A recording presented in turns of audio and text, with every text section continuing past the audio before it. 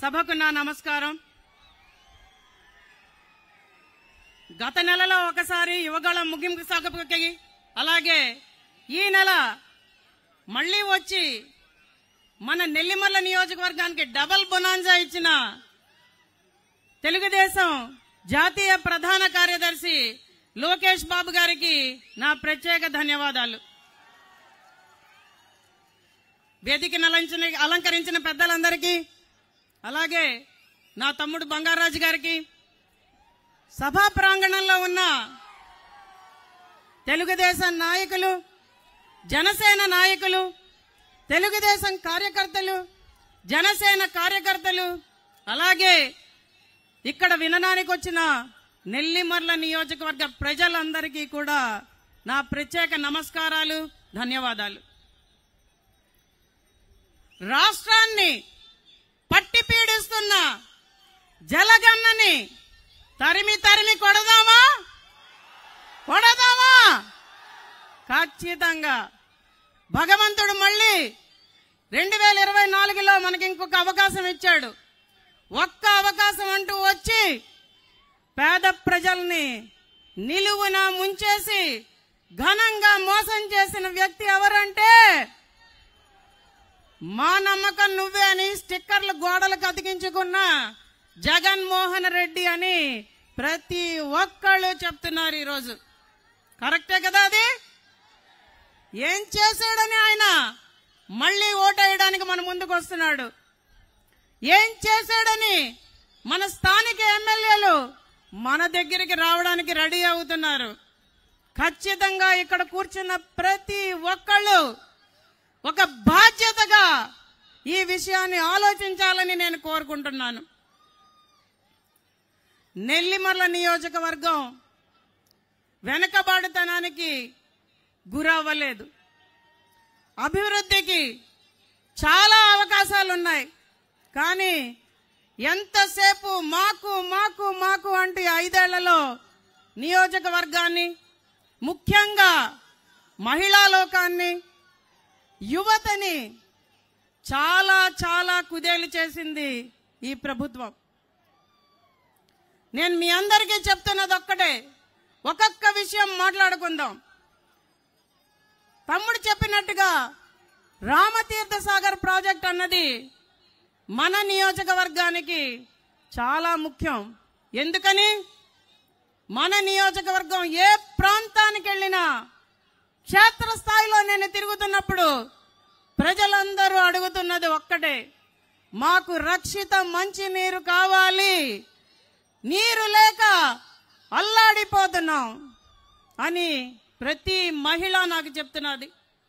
అలాగే సాగునీరు లేక రైతులందరూ కూడా దిగుబడి తక్కువై పెట్టుబడి ఎక్కువై ఈరోజు దిక్కుతోచని స్థాయికి చేరుకున్నారు. మన నియోజకవర్గంలో ఒకప్పుడు సుమారు 80,000 ఎకరాల భూమిని సాగు చేసేవాళ్ళు. ఈరోజు 10,000 ఎకరాలు చేయడమే చాలా గొప్ప పనిగా అయిపోయింది. తోటపల్లి కాలువ మరమ్మతులు లేవు. కాలువలోంచి గత 3 ఏళ్లుగా చుక్క నీరు రాలేదు. వర్షాలు పడితే పంట పండినట్టు, బోరుల్లోంచి నీళ్లు వస్తే కూరగాయలు పండించినట్టు, వరి కూడా బోరుల్లోంచి వచ్చిన నీళ్లతోనే పండించుకుంటున్నాం. చెరువుల కబ్జాలు, భూ కబ్జాలు, ఇసుక అక్రమ రవాణా, చంపావతి గోస్తని నదుల అనుసంధానం అన్న మాటే మర్చిపోయారు. చంపావతి నదిలో వర్షం పడితే ఎన్నో క్యూసెక్కుల నీరు ఖచ్చితంగా సముద్రంలో కలిసిపోతున్నది. మన నియోజకవర్గంలో అనుసంధానం ఒక్కడే సరిపోదు, రిజర్వాయర్లు కట్టుకోవాలి. ఆ రిజర్వాయర్లోని నీటిని మనం ఖచ్చితంగా మన రైతులకి కాలువల ద్వారా సప్లై చేయాలి. అప్పుడే రైతు అనేవాడు గుండె నిబ్బరంతో, అటు భూ రైతైనా కౌలు రైతైనా కూడా గుండెల మీద చేసుకొని పంట పండించుకోగలడు, మీసం మెలేయగలడు, జరీ కండువా మీద నేసుకోగలడు. ఈ రోజు రైతు పంచ కట్టుకొని, తువ్వాలు కట్టుకొని భూమిలో తను ఒక కూలీగా పనిచేసుకుంటూ వచ్చిన 10 బస్తాలు 20 బస్తాలు ఏం చెయ్యాలో తెలియక, అప్పులు తీరక బాధపడుతున్నాడు.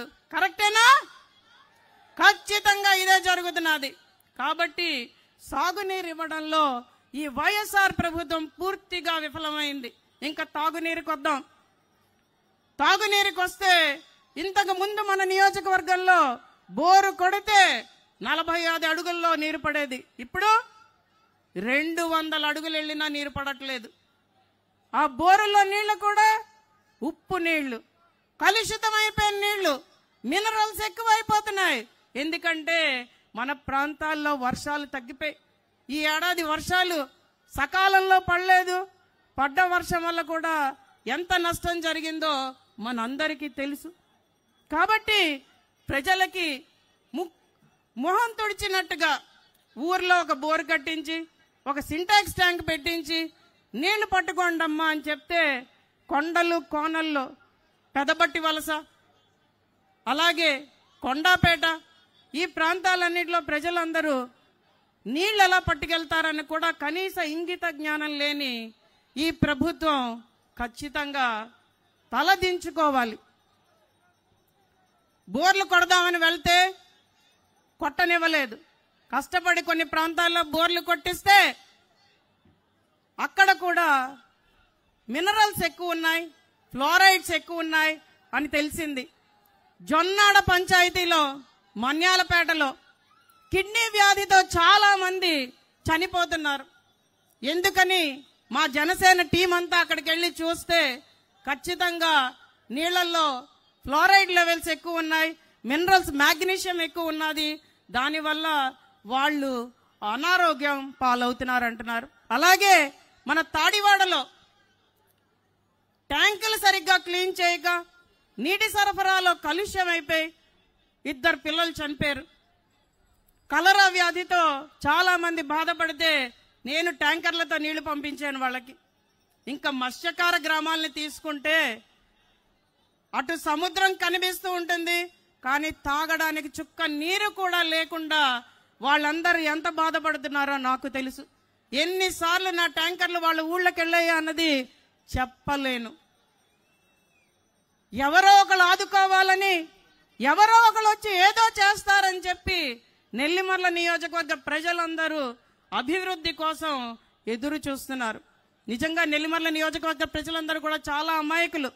ఏది చెప్తే అది నమ్మి 2019లో జగన్మోహన్ రెడ్డికి ఆయన ఎమ్మెల్యేలకి ఒక్క అవకాశం ఇచ్చారు. ఖచ్చితంగా మనం దాన్ని 24లో మార్చాలి. పేద ప్రజల కోసం ఏర్పడిన జనసేన తెలుగుదేశం ఉమ్మడి ప్రభుత్వం 2024లో రావాలి. ఆ రాముడి సాక్షిగా నేను చెప్తున్నాను, వచ్చి తీరుతుంది. ఒక్క అవకాశం ఇచ్చారు. ఖచ్చితంగా మనం దాన్ని 24లో మార్చాలి. పేద ప్రజల కోసం ఏర్పడిన జనసేన తెలుగుదేశం ఉమ్మడి ప్రభుత్వం 2024లో రావాలి. ఆ రాముడి సాక్షిగా నేను చెప్తున్నాను, వచ్చి తీరుతుంది. తారక రామతీర్థ సాగర్ ప్రాజెక్టు గురించి ఒక 2 నిమిషాలు మాట్లాడతాను, వినండి. ఆ ప్రాజెక్టు సారిపల్లి గ్రామాన్ని ఈ రోజు కూడా వదలలేదు. పూసపాటి రేగ భోగాపురం మండలాలకి తాగునీరు సాగునీరు సప్లై చేయడానికి మొదలెట్టిన ఆ ప్రాజెక్టు ఇప్పుడు పక్కదోవ పడుతున్నది. అంతేకాదు ఏటి అగ్రహారం, కోరాడపేట, పడాలపేట, సారిపల్లిలో సుమారు 2500 కుటుంబాలని ఖచ్చితంగా ఆ ప్రాజెక్టు ద్వారా ఈ ప్రభుత్వం మోసం చేసింది. చంద్రబాబు నాయుడు గారి హయాంలో ఖచ్చితంగా వాళ్ళకి R&R ప్యాకేజ్ ఇస్తామని చెప్పారు. కానీ ఈ 5 ఏళ్లలో కూడా ఒక్క మాట లేదు, వాళ్లతో మాట్లాడలేదు. పైపెచ్చు మీ గ్రామం ఎక్కడుందని అడిగాడంట మన ఎమ్మెల్యే. అంత మూర్ఖుడు, అంత మూర్ఖుడు. 5 ఏళ్లలో ఎన్నోసార్లు కలిశామని చెప్పి ఆ గ్రామ ప్రజలే నాకు చెప్పారు. వాళ్ళకి న్యాయం జరగలేదు. 2024లో వచ్చేది మన ప్రభుత్వమే. ఖచ్చితంగా మీ అందరికీ న్యాయం జరిగేటట్టు నేను చూస్తానని నేను చెప్తున్నాను. అలాగే ఆ ప్రాజెక్ట్ ని ఇప్పుడు పక్కదోవ పట్టించి ఎయిర్పోర్ట్ కి నీళ్లు ఇస్తారంట. ఎయిర్పోర్ట్ కి నీళ్లు ఇస్తే సరిపోతుందా? ప్రజల అభివృద్ధి అక్కర్లేదా? ప్రజల అభివృద్ధి కాకుండా ఎయిర్పోర్ట్ వస్తే ప్రజలు వలసలు వెళ్ళిపోతే ఈ ప్రాంతం అంతా కూడా నొక్కేద్దామని ఆలోచిస్తున్నారు వాళ్ళు. ఆ ఆలోచనని మనం సాగనిస్తామా? సాగనివ్వం. మన నియోజకవర్గంలో మత్స్యకారులకు అండగా ఉంటూ, రైతులకు అండగా ఉంటూ, అందరికీ సబ్సిడీలు, బీమాలు ఖచ్చితంగా అందేటట్టు చేయడానికి ముందుకొస్తున్న ప్రభుత్వం జనసేన తెలుగుదేశం ప్రభుత్వం. రైతులకు అనుసంధానం చేస్తూ, మత్స్యకారులకు అనుసంధానం చేస్తూ, భవన నిర్మాణ కార్మికుల్ని పెద్దపీట వేస్తూ మన నియోజకవర్గంలో 4 మండలాల్లో సుమారు 300 నుంచి 400 పరిశ్రమలు రావాలని నేను కోరుకుంటున్నాను. ఆ పరిశ్రమలు ఎవరో పెద్ద బడాబాబులు తెచ్చి పెట్టడం కాదమ్మా. ఆ పరిశ్రమలు మీరందరూ పెట్టాలి. మన యువత చేత పెట్టించే బాధ్యత నేను తీసుకుంటున్నాను. మన యువత పారిశ్రామికవేత్తలుగా ఎదగాలని పవన్ కళ్యాణ్ గారి కోరిక. ఎవరైతే పారిశ్రామికవేత్తలుగా ముందుకొస్తామో వాళ్ళందరికీ కూడా 10 లక్షలు చేయూతనిస్తానంటున్నారు ఆయన. వాళ్ళని డ్వాక్రా మహిళలకి అనుసంధానం చేస్తూ మన నియోజకవర్గంలో ప్రతి పరిశ్రమ ద్వారా సుమారు 50 నుంచి 100 ఉద్యోగాలు వచ్చేటట్టు చేస్తూ, అలాగే ఇక్కడ మా ఒక్క ఐటీ కంపెనీ కాకుండా సుమారు 80 నుంచి 100 ఐటీ కంపెనీలు వచ్చేటట్టు. లోకేష్ బాబు గారు ఆయన ఐటీ మినిస్టర్ గా ఉన్నారు, ఆయనకు తెలుస్తుంది. పరిశ్రమలు రావడానికి ముందుకున్నాయి, కానీ ఈ ప్రభుత్వం రాయితీలు ఇవ్వలేదు, వాళ్ళకి సబ్సిడీలు ఇవ్వలేదు. మాకేంటి వాటా ఏంటి అంటున్నారు. కాబట్టి వీటన్నిటికీ చెక్ పెడుతూ మనం ఖచ్చితంగా మన నియోజకవర్గంలో మన మహిళలు, మన యువత పనిచేసేటట్టు సుమారు 300 నుంచి 400 పరిశ్రమలు తీసుకొద్దాం. 30,000 నుంచి 40,000 ఉద్యోగాలు సృష్టిద్దాం. ఖచ్చితంగా ఆర్థికంగా పేదవాడిని ఆదుకోవడానికి ముందుకొస్తున్న ప్రభుత్వం జనసేన తెలుగుదేశం ప్రభుత్వం. మీరు దాన్ని నమ్మాలి, నమ్మి తీరాలి. ఈసారి యువతని నిలువున ముంచిన ప్రభుత్వం ఏంటి అంటే ఎవరైనా చెప్తారు అది జగన్మోహన్ రెడ్డి, వైఎస్ఆర్సీపీ పార్టీ అని. ప్రభుత్వం అని చెప్పడానికి కూడా ప్రజలు ఈరోజు సముఖంగా లేరు. మాట్లాడితే భయపెడతారు, రెవెన్యూ సమస్యలు సృష్టిస్తారు, సంక్షేమం ఆపేస్తామంటున్నారు. మీటింగులకు రాకపోయినా ఇదే. భయపడతామా? భయపడుతూ బతుకుతామా? లేకపోతే భయం లేదు, ఖచ్చితంగా ముందుకొస్తున్నాం, మిమ్మల్ని తరిమి తరిమి కొడదామని చెప్దామా? డెసిషన్ ముందే. మీ వెంట మేం భరోసాగా ఉంటాం. ప్రతి ఒక్క నాయకుడికి మేం భరోసాగా ఉంటాం. ప్రతి ఒక్క కార్యకర్తకి మేం భరోసాగా ఉంటాం. ఏ సమయంలో వచ్చి తలుపు తట్టినా నేనున్నానని చెప్తున్నాను. ఖచ్చితంగా నెల్లిమల్ల నియోజకవర్గ అభివృద్ధి నా ధ్యేయం. దానికి కంకణం కట్టుకున్నాను. పేదవాడి బతుకులో సుస్థిరత రావాలి, ఆర్థిక సుస్థిరత రావాలని కోరుకున్న దాన్ని. భోగాపురం ఎయిర్పోర్ట్ భూసేకరణలో తప్పులు తడకలు జరుగుతున్నాయి. పేదవాడికో న్యాయం జరుగుతున్నాయి, డబ్బున్నవాడికో న్యాయం జరుగుతున్నదని అక్కడికి వెళ్లి నేను, నా తమ్ముడు బంగారాజు గారు అక్కడ పోరాటం చేశాం. పేదోడికి న్యాయం జరగాలి. మరడిపాలెం, బొల్లింకలపాలెం ప్రజలందరినీ కూడా మేము అండగా ఉంటామని నించుంటే ఈ మీ అందరికీ ఒకటే చెప్తున్నానమ్మా, మీరందరూ ఆలోచించాల్సిన సమయం వచ్చింది. ఈ రోజుకి కూడా లింగాల వలస వెళ్లిపోయిన మన మరడిపాలెం ప్రజలకి ఒక్క ఉపాధి లేదు, కనీసం బహిర్భూమి కూడా లేదు. వాళ్ళకి అంతటి కష్టాలు పడుతున్నారు. ఇలా ఏ గ్రామం వెళ్లినా సమస్యలు. పారిశుద్ధ్యం మాట్లాడుకోక్కర్లేదు అసలు. ఇళ్ల ముందరే మురికి నీరు, ఒక్క కాలువ కట్టలేదు, ఒక్క రోడ్డు వేయలేదు. చాలా మంది మహిళలు తమ వాడుకున్న నీరు కోసం ఇంటి ముందరే గుంటలు చేసుకుని ఆ నీరంతా, రోజు వాడుకున్న నీరంతా గుంటల్లో చేరితే బకెట్లతో ఆ నీరు తీసి ఊరి చివర పారదోసుకుంటున్నారు. చూసారా పరిస్థితిని మీరు? ఎక్కడ చూసినా అదే పరిస్థితి. సతివాడ చాకల వీధి వెళ్ళాను, ఆ అమ్మ చూపించి ఏడిచేసింది నాతో. మత్స్యకార గ్రామాల్లో ఇదే పరిస్థితి. ఇంటింటికి కుళాయి వేస్తానని చెప్పాడు ఈ పెద్ద మనిషి, కుళాయిలు వేయలేదు. 4.5 ఏళ్ళు గెలిచింది. ప్రజలందరూ ఇంకా ఓటయ్యారన్న భయంతో పైపులు తీసుకొచ్చి రోడ్లు తవ్వేసి పైపుల్ని కప్పేసి వెళ్ళిపోయాడు. అటు కనెక్షన్ లేదు, ఇటు కనెక్షన్ లేదు. నీరన్నది ఎక్కడా రావట్లేదు. మన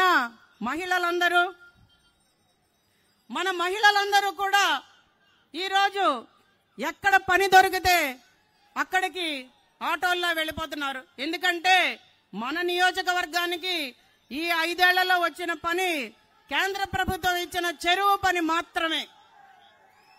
100 రోజుల చెరువు పని తర్వాత 260 రోజులు ఏ పని లేక రైతు కూలీలను పెట్టుకోలేక మన నియోజకవర్గం చాలా బాధపడుతున్నది. కాబట్టి నేను మీకు చెప్తున్నది ఒక్కటే, జనసేన తెలుగుదేశం ప్రభుత్వాన్ని 2024లో ఆదరించండి. మనకి న్యాయం జరగాలి, రాష్ట్ర ప్రభుత్వానికి న్యాయం జరగాలి. దానికి ఖచ్చితంగా మేమందరం కలిసికట్టుగా ఉండి మన నియోజకవర్గ అభివృద్ధి కోసం ప్రతి మెట్టు వేస్తూ ఖచ్చితంగా మన నియోజకవర్గాన్ని సంక్షేమంతో కూడిన అభివృద్ధి బాటలో తీసుకెళ్తామని ఈ రోజు మీ అందరికీ సభాముఖంగా వాగ్దానం చేస్తున్నాను. జై జనసేన, జై జనసేన. పవన్ కళ్యాణ్ గారి నాయకత్వం, పవన్ కళ్యాణ్ గారి నాయకత్వం, చంద్రబాబు నాయుడు గారి నాయకత్వం. జై తెలుగుదేశం.